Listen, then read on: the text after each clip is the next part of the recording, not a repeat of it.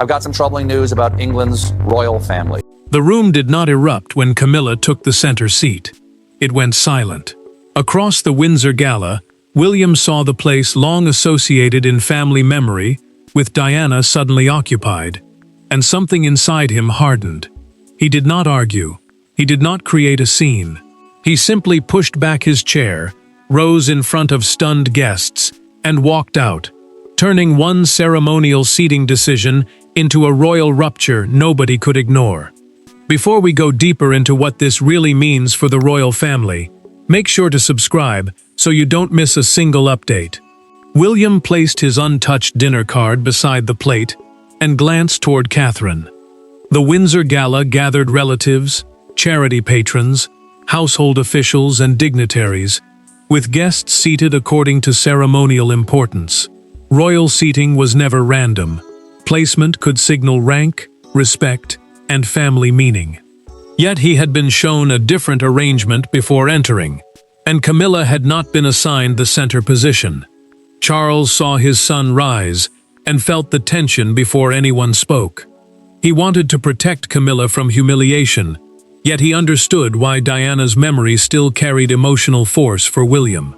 The father remained seated as his son stepped away, knowing that calling after him would sharpen the moment. Camilla stayed still, suddenly aware that the chair beneath her had become more than a place at dinner. Catherine watched the doors close and turned to the seating cards. She had noticed staff making last-minute adjustments before guests entered, and now that detail felt dangerous. A gala seating plan was the formal chart, showing where every guest would sit, and changes could carry symbolic consequences. She asked an aide whether Camilla's position had been altered. His expression changed before he answered. The aide lowered his voice and admitted in their exchange that the earlier plan had shown a different name at the center. William had seen that version. Catherine understood why his reaction had been immediate. He had not expected a sensitive family symbol to change without warning. She looked toward Charles, and he understood from her face that this was no misunderstanding. William kept walking, but his silence carried accusation. He had chosen departure over confrontation because remaining seated would have felt like acceptance. Behind him, Charles faced a more dangerous question than why his son had left. Someone had changed the plan shortly before the gala, and whoever made that decision knew which chair would be noticed. William's departure lasted only seconds, but to understand why that chair carried enough emotional weight to empty his place at the table, the story has to move away from the gala and into the relationships already straining beneath it. For everyone else, it was a chair. For William, it represented something far more dangerous: memory, loyalty, and the fear that history could be rearranged, one symbolic gesture at a time. Camilla understood that Diana's legacy remained emotionally untouchable for her sons. Charles understood it too. Yet all three had arrived at Windsor carrying completely different ideas about what the monarchy owed the past and what it had permission to leave behind. William stood alone when Catherine entered and closed the door behind her. His jacket was still buttoned, his anger controlled but unmistakable. He had accepted his father's reign, respected the changes that came with it, and maintained formal courtesy toward Camilla. But Diana remained different. Her place inside the family was not a title or duty that could simply pass to someone else.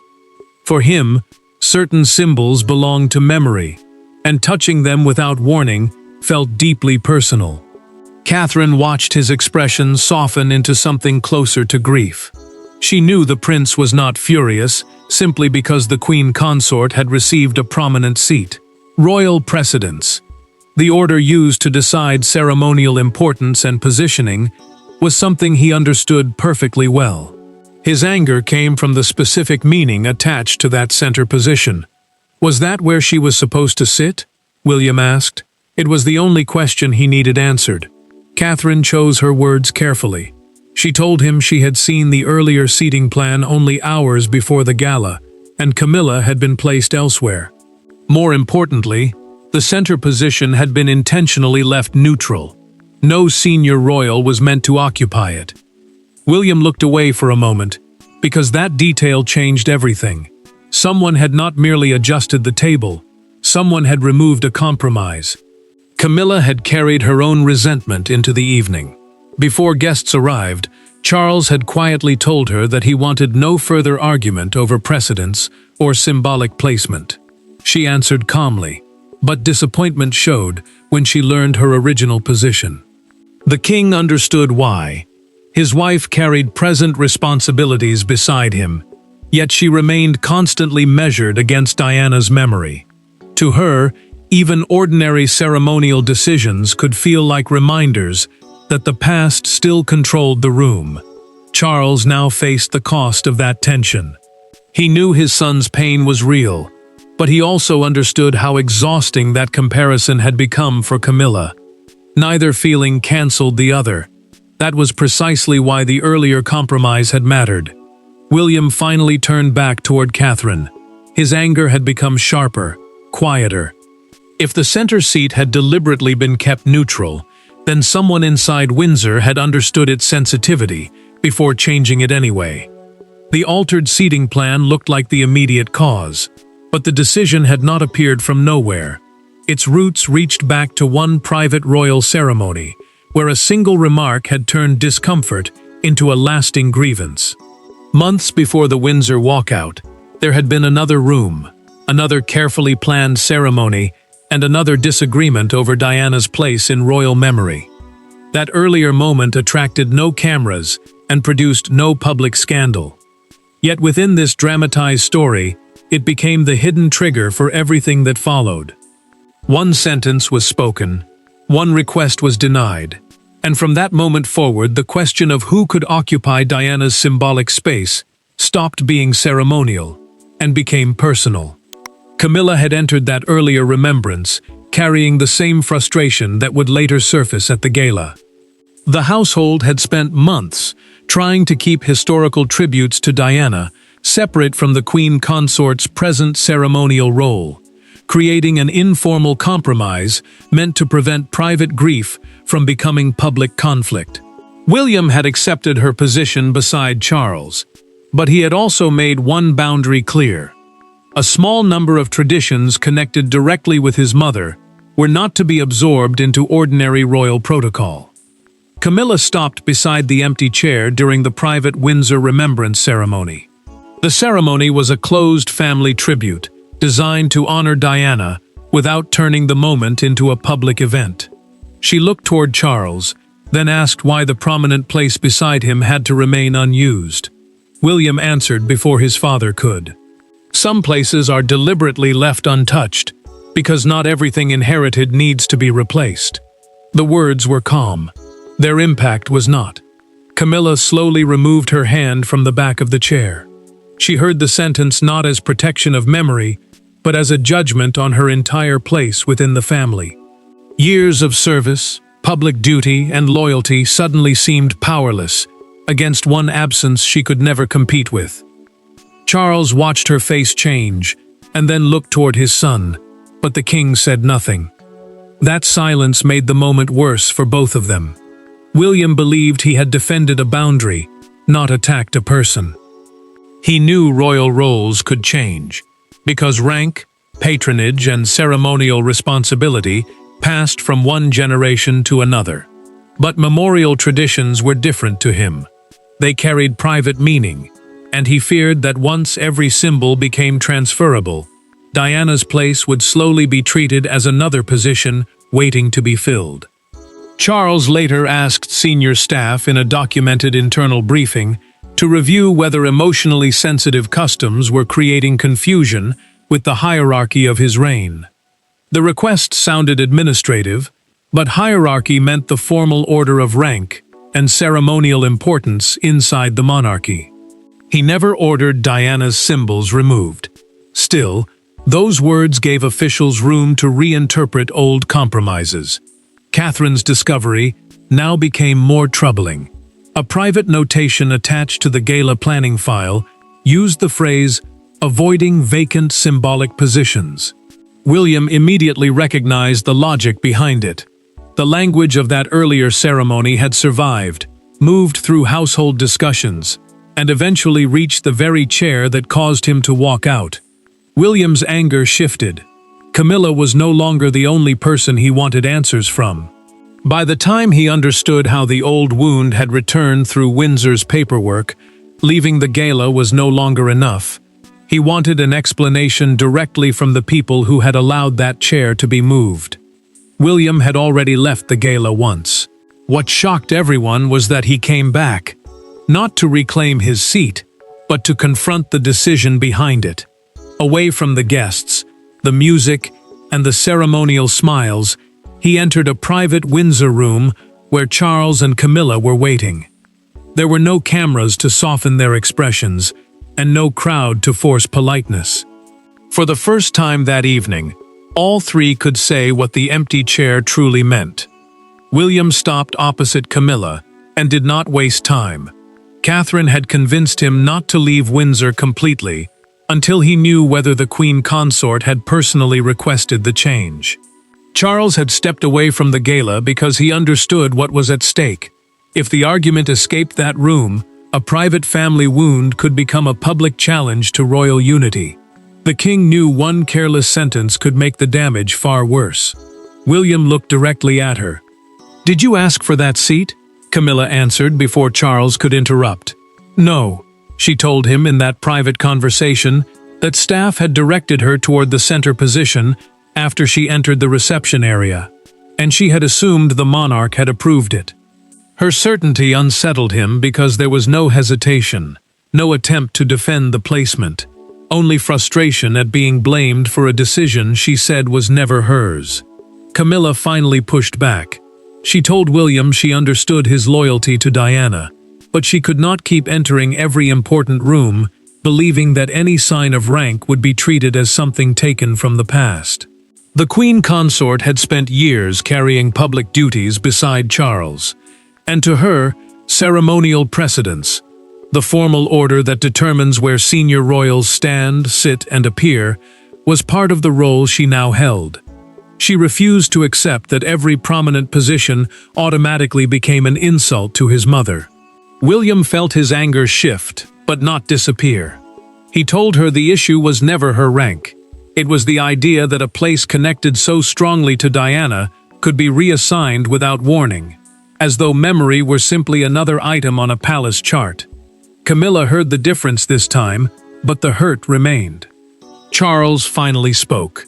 He admitted that he knew staff had been reviewing the arrangement after earlier tensions over symbolic positions, but he insisted he had never approved using Diana's association with the chair as a reason to place his wife there. The king felt the confrontation slipping away from him, because both sides had been wounded by decisions neither claimed to have made. William went quiet. If Camilla had not requested the seat, and Charles had not given the final order, then someone inside the royal household had acted in the space between suggestion and authority. With both of them denying the decisive instruction, attention now turned toward the machinery behind the monarchy, and the signature that had quietly transformed an old family wound into that night's public rupture. Royal crises are not always created by speeches or decrees. Sometimes they begin with initials in the corner of a page. The final Windsor seating plan passed through several hands before guests entered the gala, and when William demanded to see how Camilla reached the center position, the answer exposed something more unsettling than a deliberate insult. Nobody had openly ordered the symbolic change. Instead, a chain of assumptions had allowed one sensitive decision to become official without anyone taking responsibility. Charles asked for the revised file and read it alone before calling anyone else into the room. The seating plan was the formal document showing where every guest would be placed, while senior household officials reviewed rank, precedence, and late ceremonial changes before entry. That system mattered because delegated authority allowed staff to make practical decisions without asking the king about every chair. But in this case, a practical adjustment had crossed into emotional territory. Charles reached the line referring to vacant symbolic positions and stopped. He read it again, removed his glasses, and folded the page closed. The king understood immediately how his earlier request for a general review had been interpreted.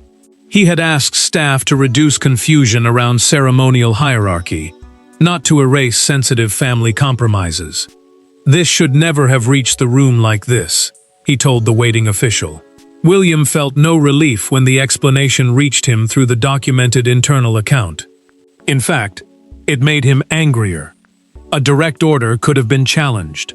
A misunderstanding could have been corrected. But this was worse.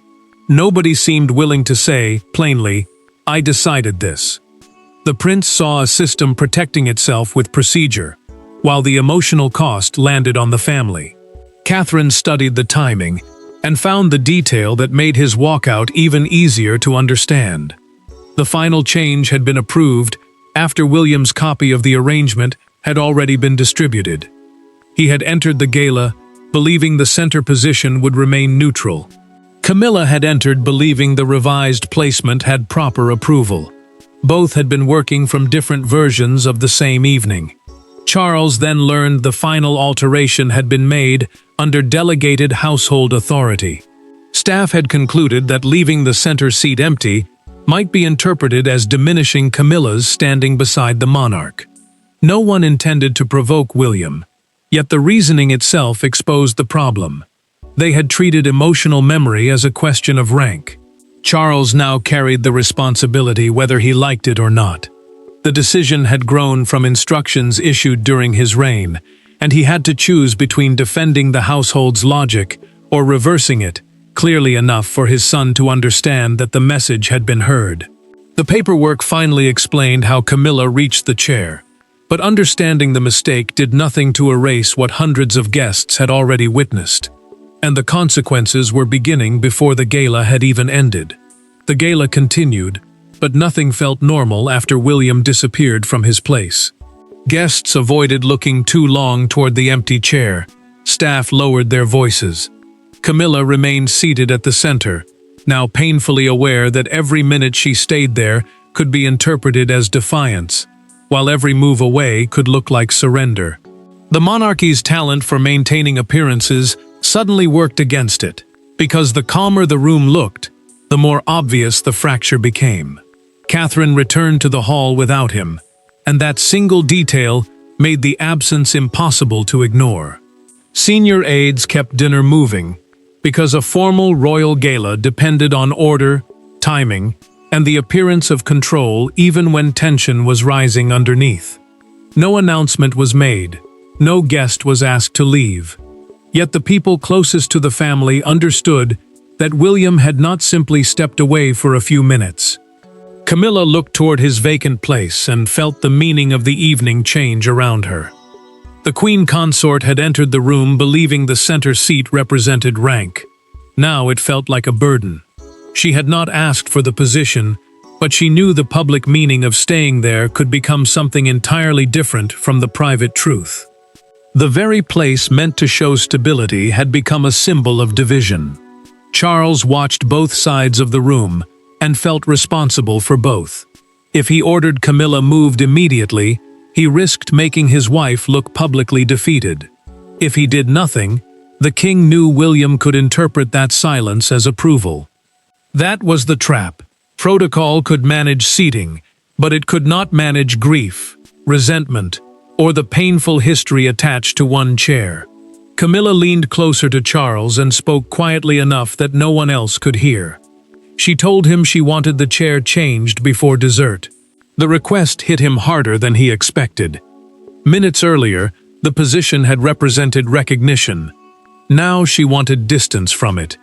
He glanced toward William's empty place before answering, because the evening had already stripped the chair of any sense of honor. Catherine then carried back a message from her husband. William would return to the family apartments, but he would not return to the gala floor. He had not left Windsor. He had left the ceremony. That distinction mattered, because it told Charles the door was still open, but only for a private conversation. Charles understood what had to happen next. No aid could explain this away. No seating chart could repair it. No ceremonial language could soften what father and son had avoided saying for too long. The gala could survive an empty place at the table, but the family could not survive indefinitely through intermediaries, and Charles finally went looking for his son alone. No aides followed Charles into the room, no private secretary carried notes, no protocol officer stood nearby to explain what precedents allowed or forbade. For the first time since William rose from the gala table, father and son faced each other without the monarchy acting as a shield between them. What followed was quieter than the walkout, but far more important, because William finally explained what Charles had misunderstood. The chair was never truly the issue.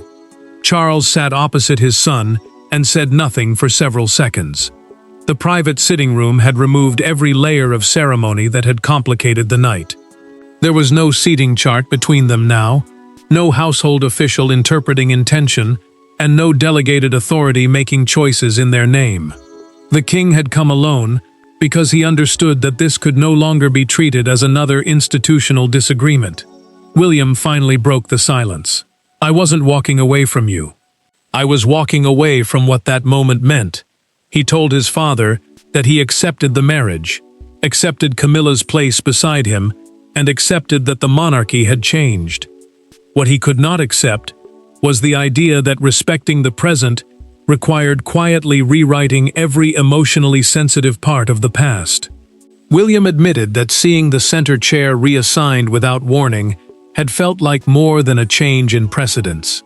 To him, it felt as though Diana was being slowly edited out, not through one dramatic announcement, but through small decisions that could eventually make old boundaries disappear. The prince knew memory could not control every ceremony, but he wanted some things protected precisely because they carried meaning beyond rank. Charles felt the weight of those words and answered with frustration of his own. He told William that he had spent years trying to show loyalty to the dead while remaining fair to the living. Sometimes, the monarch admitted, every choice seemed to hurt someone he loved. Protecting Diana's memory could leave Camilla feeling permanently judged. Supporting his wife could make his son feel that something precious was being replaced. Charles then shared what Camilla had told him privately during the gala. She had asked to leave the center chair once she understood the damage it had caused. That detail changed William's expression. The future king had believed she might have accepted the placement as a deliberate statement. Learning that she wanted distance from it softened the anger he had carried through the night. William agreed to speak with her privately, but he asked for one condition.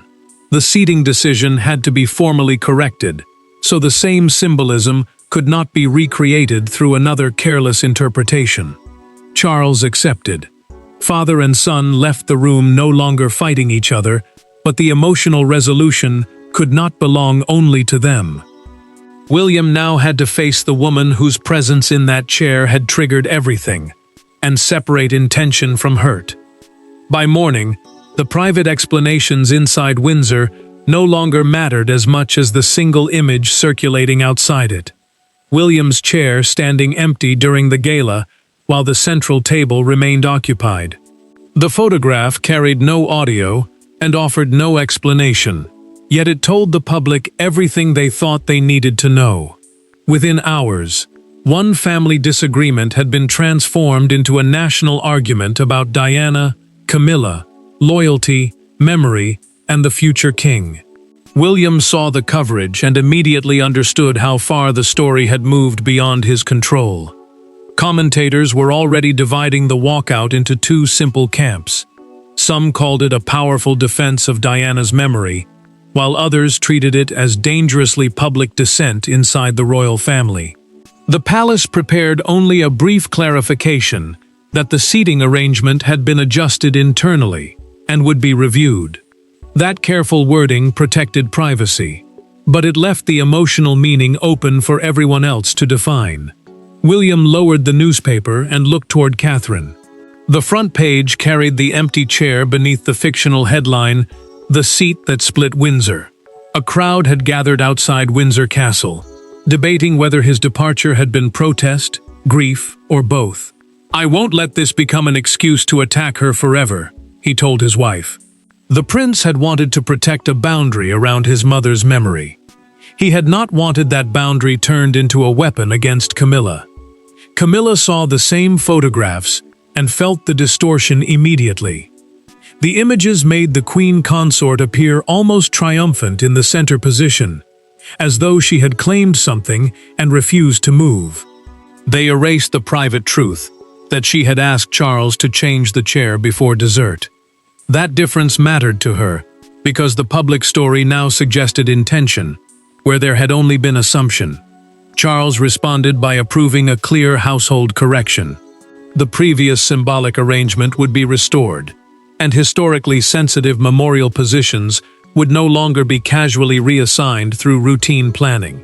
The household rule meant that places carrying direct emotional meaning from earlier family commemorations would require specific review before any future change.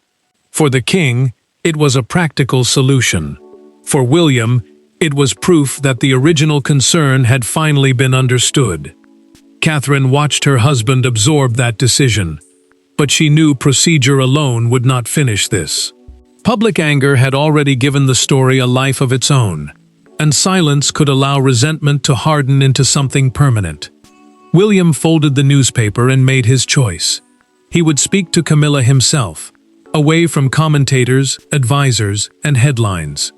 The world saw a royal family divided by one chair, but behind Windsor's closed doors, the two people at the heart of the controversy were about to decide whether that image became the truth, or merely the worst moment of a difficult night. The crisis ended not with another walkout, but with a chair being quietly returned to where it had stood before. Yet the real resolution happened elsewhere, in a private conversation where William and Camilla finally acknowledged something neither could change. Diana's memory would always occupy emotional territory inside the royal family, while the present monarchy still had to make room for those living within it. Neither side won. Instead, they finally defined the boundary they had failed to speak about before. William met Camilla privately, and spoke without anger this time. He told her his departure from the gala had never been meant as a rejection of her personally. What had shaken him was discovering the changed position without warning, and believing, even briefly, that the symbolism had been deliberate. The prince understood now that she had not engineered the decision, and that mattered, because intention had been the hardest part for him to separate from hurt. Camilla listened and answered with equal restraint. She admitted she should have questioned the unexpected placement instead of assuming the matter had already been settled. The queen consort also told him how exhausting it felt to believe that every ceremonial step forward could be judged as something taken from Diana. Royal protocol, the formal rules that guide ceremonial order and precedence, could define rank, but it could not erase the emotional history carried by the people inside it. William accepted that truth without surrendering his own. He told her some symbols needed greater care because they belonged to memory rather than power. She agreed. Before leaving, he moved the chair slightly back beneath the table. Camilla watched him and quietly said, "I understand." He answered with a small nod. There was no dramatic embrace, and no instant forgetting, only something more believable, a boundary finally understood by both sides. Charles entered only after their conversation had ended. He learned that neither William nor Camilla needed him to impose peace between them. The king felt relief, because the household had already restored the earlier arrangement, ensuring that historically sensitive memorial positions connected with Diana would not be casually reassigned simply to prove current rank. At the same time, he insisted that his wife's duties and standing should be respected on their own terms, rather than forever measured against someone else's legacy. The doors William had walked through in anger had opened again, but everyone returned with a clearer understanding. Diana's memory did not need replacing. Camilla's present did not require erasing. Charles finally accepted that honoring both demanded boundaries. not substitution. Within this dramatized story, the Windsor Gala was never really about who deserved the most important chair. It was about whether a monarchy built on inheritance could distinguish between inheriting responsibility and inheriting someone else's emotional place. William's departure drew that line with painful force.